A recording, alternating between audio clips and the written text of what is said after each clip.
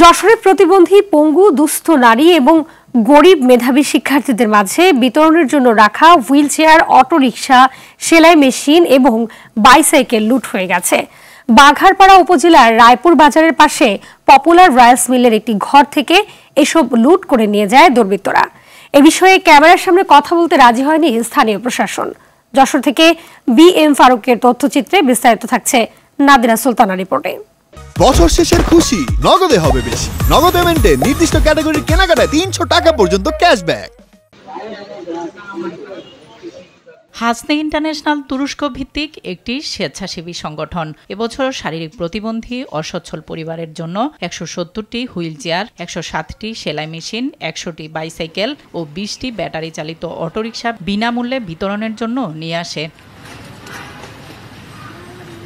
পরে সংস্থাটির প্রতিনিধিরা এসব মালামাল যশোরের বাঘারপাড়া উপজেলার রায়পুর বাজারের একটি চাতালের গোডাউনে রাখেন। অর্ধ কোটি টাকা মূল্যের এসব মালামাল বিতরণের আগের রাতে লুট করে নিয়ে যায় দুর্বৃত্তরা। এ সময় বাজারের মানুষ লুটপাটের দৃশ্য মোবাইলে ধারণ করে, কিন্তু ভয়ে কেউ কথা বলেনি। আমি দোকানের গাড়ির শব্দ আছে, অনেক গাড়ি মোটরসাইকেলের শব্দ।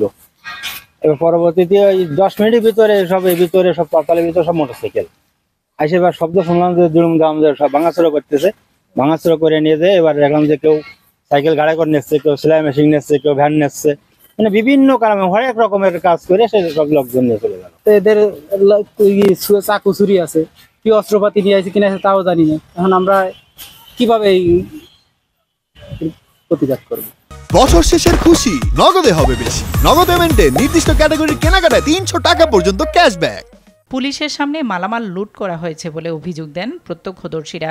তাদের জন্য এটা ঠিক আছে, আসার সময় দেখলাম ওখানে পড়েছে, তাই আমি আসলাম আর কি। পুলিশ আইছিল এখানে, আমরা এখানে 11টা 10-15 আমি এখানে আসছি আনুমানিক। এসে দেখলাম পুলিশ আসছিল, এসে বলতেছে যে আপনাদের যে কটা গাড়ি আছে এখানে, গাড়ি কটা ভিতরে ঢুকাই দেন। আমরা বললাম কি যে কটা নিয়ে গেছে আর এ কটা নিয়ে গেলে সমস্যা কি, এত হাজার হাজার গাড়ি যখন বেরোয় গেছে তাহলে এ কয়টা আর উঠায় তো লাভ নেই। কালকে আসছিলাম, তা কালকে আসার পরে এখন পুলিশ প্রশাসন যারা ছিল তাদের কাছে গেছিল। আমাদের পেটে তো লাথি মারছে, কি করব, পেটে আমাদের লাথি মারছেই। এখন তো আমার মা আছে, বাবা আছে। এ বিষয়ে ক্যামেরার সামনে কথা বলতে রাজি হননি বাঘারপাড়া থানার ওসি। ওখানে ছিল সাইকেল ছিল 140 পিস হুইল চেয়ার ছিল, 100 পিস সেলাই মেশিন ছিল, আর 20টাই অটো ভ্যান আর কি ব্যাটারি চালিত যে এই রিক্সা এই ছিল। তাতে আমরা পরে রাত্রি ওরা নিয়ে যাওয়ার পরে আমরা একটু ঘোরাঘুরি করে কিছু মাল রাত্রি উদ্ধার করে আনিয়ে রাখিয়েছি। এই পুলিশ তো এখানে ছিলই ভাই, পুলিশ তো ছিল, পুলিশ তো কিছু বলতেছ না, পুলিশের সামনে দিয়ে নিয়ে যাচ্ছে, পুলিশ কিছুই বললো না, মানে আমাদের তার করার কিছু নেই। এ ঘটনার বিচারের পাশাপাশি লুট হওয়া মালামাল উদ্ধারের দাবি স্থানীয়দের। নাদিরা সুলতানা, RTV।